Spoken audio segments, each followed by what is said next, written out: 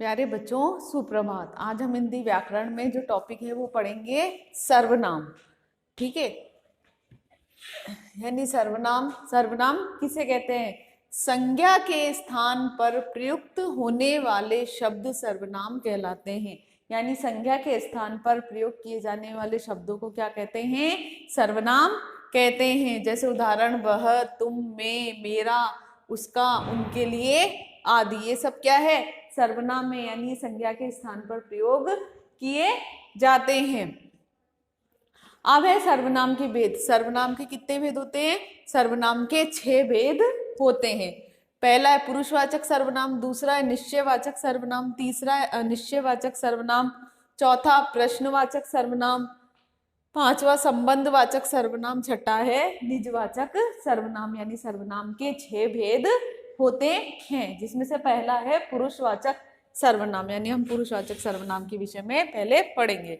यानी जिन सर्वनाम शब्दों का प्रयोग वक्ता, श्रोता अथवा किसी अन्य के लिए किया जाता है उन्हें पुरुषवाचक सर्वनाम कहते हैं। यानी जिन सर्वनाम शब्दों का प्रयोग वक्ता यानी बोलने वाला, श्रोता यानी सुनने वाला, किसी अन्य यानी किसी तीसरे व्यक्ति के लिए प्रयोग किया जाता है तो वो कौन से सर्वनाम कहलाते हैं? पुरुषवाचक सर्वनाम कहलाते हैं। अब जो है पुरुषवाचक सर्वनाम के 3 भेद होते हैं। ठीक है, पहला है उत्तम पुरुषवाचक सर्वनाम। यानी उत्तम पुरुषवाचक सर्वनाम में क्या होता है कि जो वक्ता यानी बोलने वाला या लेखक यानी लिखने वाला अपने लिए जिन शब्दों का प्रयोग करता है वो कौन सा कहलाता है? उत्तम पुरुषवाचक सर्वनाम कहलाता है। जैसे देखिए, मैं, मेरा, हम, हमारा आदि। यानी जो वक्ता है यानी बोलने वाला है या जो लेखक है वो अपने लिए जिन शब्दों का प्रयोग करेगा वो कौन से कहलाते? उत्तम पुरुषवाचक सर्वनाम।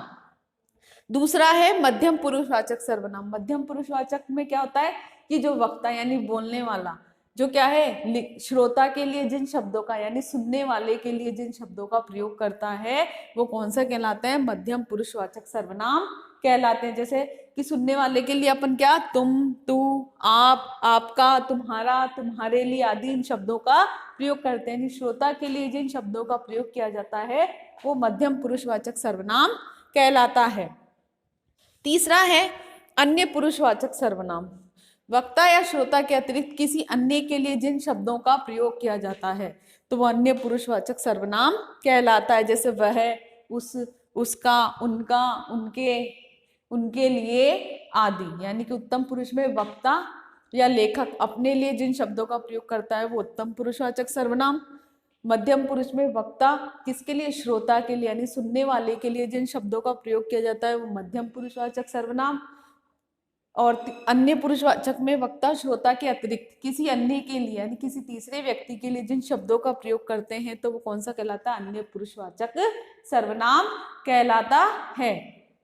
ये था इसका पहला भेद, पुरुषवाचक सर्वनाम। सर्वनाम का दूसरा भेद है निश्चयवाचक सर्वनाम। यानी जिन सर्वनाम शब्दों से किसी व्यक्ति किसी वस्तु, व्यक्ति का निश्चित बोध होता है। शब्द जैसे शब्द से ही निश्चयवाचक यानी किसी व्यक्ति या वस्तु का निश्चित बोध होता है वो कौन सी संज्ञा कहलाती है? वो कौन सा सर्वनाम कहलाता है? निश्चयवाचक सर्वनाम कहलाता है। जैसे कि उदाहरण, यह मेरा घर है। यानी कि क्या है? यह मेरा घर है, निश्चित है, तो यहाँ कौन सा है? निश्चित, निश्चयवाचक सर्वनाम। दूसरा है वह साइकिल रोहन की। यानी साइकिल किसकी है? रोहन की है, तो यहाँ भी क्या है? निश्चित है, यानी वहाँ कौन सा सर्वनाम है? निश्चयवाचक सर्वनाम है। यह मेरा विद्यालय है। वह कलम क्या है? उसकी है या रोहित के किसी भी नाम से ले दो तो क्या हो जाएगा? वो निश्चयवाचक सर्वनाम। यहाँ पे किसी व्यक्ति या वस्तु के निश्चित होने का बोध होता है, वहाँ कौन सा सर्वनाम होता है? निश्चयवाचक सर्वनाम। तीसरा है अनिश्चयवाचक सर्वनाम। या वस्तु या व्यक्ति का निश्चित बोध नहीं होता। निश्चयवाचक में तो क्या होता है? निश्चित बोध होता है, और अनिश्चयवाचक में किसी व्यक्ति या वस्तु का निश्चित बोध नहीं होता, वहां कौन सा सर्वनाम होता है? अनिश्चयवाचक सर्वनाम होता है। जैसे कि दाल में कुछ गिर गया, कुछ में कोई भी चीज हो सकती है, कुछ भी गिर सकता है, तो यहाँ क्या है? अनिश्चित है, इसलिए कौन सा सर्वनाम है? अनिश्चयवाचक सर्वनाम। उसे कोई बुला रहा है। कोई में कोई भी हो सकता है, कोई व्यक्ति हो सकता है, कोई महिला हो सकती है। तीसरा उदाहरण है वहां कौन बैठा है, यानी क्या है कि निश्चित होने का बोध नहीं हो रहा, तो वहां कौन सा सर्वनाम है, अनिश्चयवाचक सर्वनाम। चौथा है प्रश्नवाचक सर्वनाम। जिन सर्वनाम शब्दों का प्रयोग किसके लिए, प्रश्न पूछने के लिए किया जाता है, वहां कौन सा सर्वनाम होता है, पुरुष प्रश्नवाचक सर्वनाम होता है। जैसे उदाहरण, तुम क्या कर रहे हो, तो यहाँ क्या है, प्रश्न पूछ रहा है, तो कौन सा सर्वनाम होगा, प्रश्नवाचक सर्वनाम। दूसरा, जैसे बाजार कौन गया, ताजमहल कहाँ स्थित है, यानी इन सब में किसका बोध हो रहा है, प्रश्न पूछने का बोध हो रहा है, तो यहाँ कौन सा सर्वनाम होगा, प्रश्नवाचक सर्वनाम।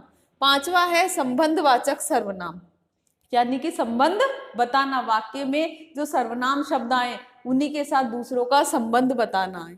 देखो परिभाषा, जो सर्वनाम शब्द वाक्य में दूसरे सर्वनाम शब्दों के साथ क्या बताते हैं, संबंध बताते हैं, वो कौन से सर्वनाम कहलाते हैं, संबंधवाचक सर्वनाम कहलाते हैं। जैसे उदाहरण, जैसा करोगे वैसा भरोगे, यानी तुम जैसा कार्य करोगे तुम्हें वैसा ही क्या मिलेगा, फल मिलेगा। तो इन दोनों में क्या है, संबंध, यानी जैसा करेंगे वैसा ही हमें उसका फल मिलेगा। दूसरा है जो मेहनत करेगा वह सफल होगा, यानी जो मेहनत करेगा वही व्यक्ति क्या होगा, सफल होगा। छठा भेद है निजवाचक सर्वनाम, यानी निजवाचक सर्वनाम में क्या होता है, जिन सर्वनाम शब्दों का प्रयोग कर्ता स्वयं के लिए करता है उन्हें निजवाचक सर्वनाम कहते हैं। यानी कर्ता जो कार्य को करने वाला है अपने लिए ही जिन शब्दों का प्रयोग करता है उसे क्या कहते हैं, निजवाचक सर्वनाम कहते हैं। जैसे कि देखो उदाहरण, मैं स्वयं ही खाना खा लूंगा, यानी कि क्या है, वो स्वयं ही यानी अपने आप ही क्या कर लेगा, खाना खा लेगा। तो स्वयं क्या है यहाँ पे, निजवाचक सर्वनाम। मैंने खुद ही साइकिल चलाना सीख लिया, वह खुद ही आ जाएगा, ये क्या है, स्वयं, खुद, अपने आप, ये सब क्या है, निजवाचक सर्वनाम। यानी कर्ता अपने लिए ही जिन शब्दों का प्रयोग करता है वो कौन से सर्वनाम कहलाते हैं, निजवाचक सर्वनाम कहलाते हैं। इस तरह ये थे संज्ञा के 6 भेद।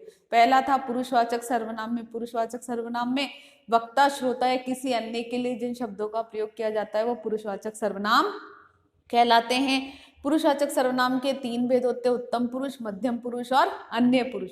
उत्तम पुरुष में वक्ता या लेखक अपने लिए जिन शब्दों का प्रयोग करता है, जैसे मैं, मेरा, हम, हमारा। मध्यम पुरुष में श्रोता के लिए यानी सुनने वाले के लिए जिन शब्दों का प्रयोग किया जाता है, जैसे तुम, तुम्हारा, आप, आपका। अन्य में वक्ता या श्रोता के अतिरिक्त किसी अन्य के लिए जिन शब्दों का प्रयोग किया जाता है वह, उसका, उनके। ठीक है। दूसरा था निश्चयवाचक सर्वनाम में, निश्चयवाचक में किसी व्यक्ति या वस्तु के निश्चित होने का बोध होता है, जैसे यह पुस्तक मेरी है, यह पेन उसका है, यह विद्यालय मेरा है या हमारा है। निश्चय अनिश्चयवाचक में किसी निश्चित का जो वस्तु या व्यक्ति का क्या होता है, निश्चित बोध नहीं होता है।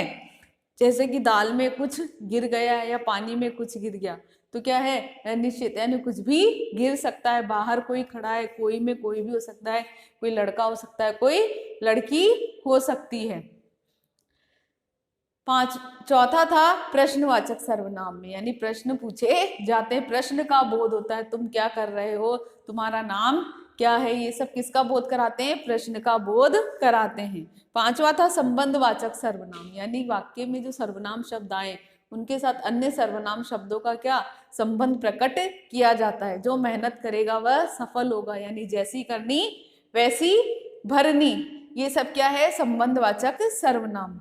छठा था निजवाचक, निजवाचक में क्या होता है, कर्ता यानी कार्य करने वाला अपने लिए ही जिन शब्दों का प्रयोग करता है वो कौन सा सर्वनाम होता है, निजवाचक सर्वनाम होता है। मैं अपने आप ही ये कार्य कर लूंगा, मैं खुद ही ये कार्य कर लूंगा, मैं स्वयं ही ये कार्य कर लूंगा, यानी अपने लिए ही जिन शब्दों का प्रयोग करते हैं वो कौन सा सर्वनाम होता है, निजवाचक सर्वनाम होता है।